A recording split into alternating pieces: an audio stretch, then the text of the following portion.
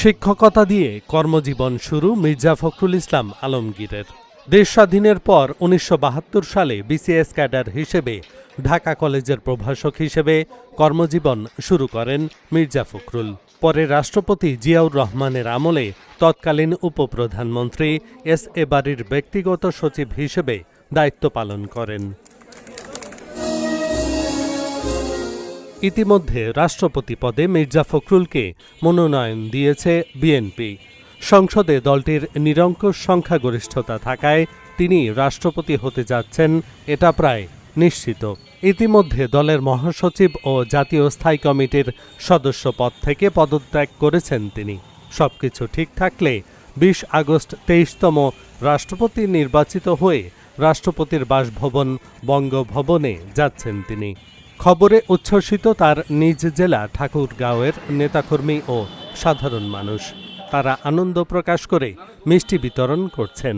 মির্জা ফখরুল রাষ্ট্রপতির আসনে আসীন হওয়া ঠাকুরগাঁও জেলার জন্য একটা ঐতিহাসিক প্রাপ্তি। আমরা সৌভাগ্যবান যে আমাদের একজন মির্জা ফখরুল ছিল। মির্জা ফখরুল আলমগীর স্যার আসলে বাংলাদেশের জন্য অনেক ত্যাগ স্বীকার করেছেন। দেশের জন্য তার অনেক অবদান রয়েছে। আর একজন আলোকিত মানুষ, স্বচ্ছ রাজনীতিবিদ, শিক্ষক সমাজ। আমরা খুবই আনন্দিত দেশের ২৩তম রাষ্ট্রপতি আমরা পেতে যাচ্ছি।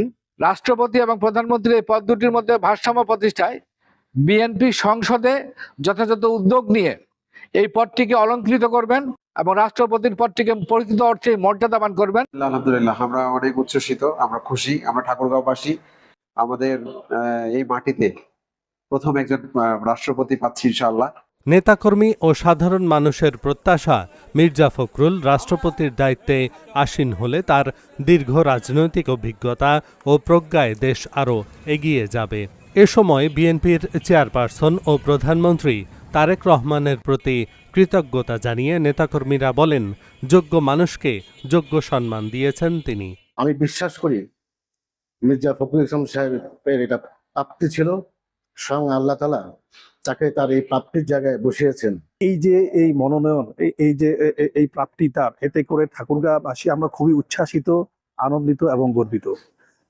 আমরা মনে করি যে তার যে ত্যাগ, তার দীর্ঘদিনের ত্যাগ, তার নির্যাতন, জেল জুলুম, এত কিছু চড়াই উতরাই পার করে উনি যে এটা পেয়েছেন, এতে করে আমরা গর্বিত। একজন যোগ্য লোক হিসেবে উনি দায়িত্ব পেয়েছেন।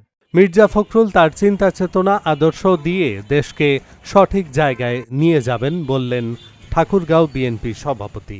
উনি যেভাবে নেতৃত্ব দিয়েছেন এই ফ্যাসিস্ট বিরোধী আন্দোলনে ১৭ বছর, এবং উনিই পারবেন আগামী দিনে এই দেশকে শক্তভাবে এবং নিয়মের মধ্যে চলাতে এবং এই দেশের দায়িত্ব পালন করতে। দেশ রাষ্ট্র তার কাছে সেফ সবাই মনে করছে এবং দল মনে করছে।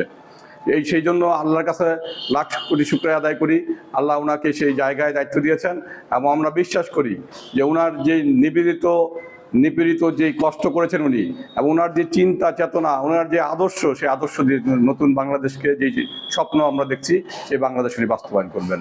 মির্জা ফখরুল ইসলাম আলমগীরের মনোনয়নের খবরে ঠাকুরগাঁওয়ে নেতাকর্মীদের মধ্যে উচ্ছ্বাস ছড়িয়ে পড়েছে।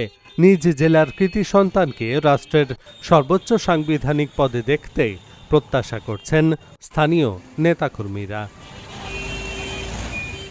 Dhaka journal news desk.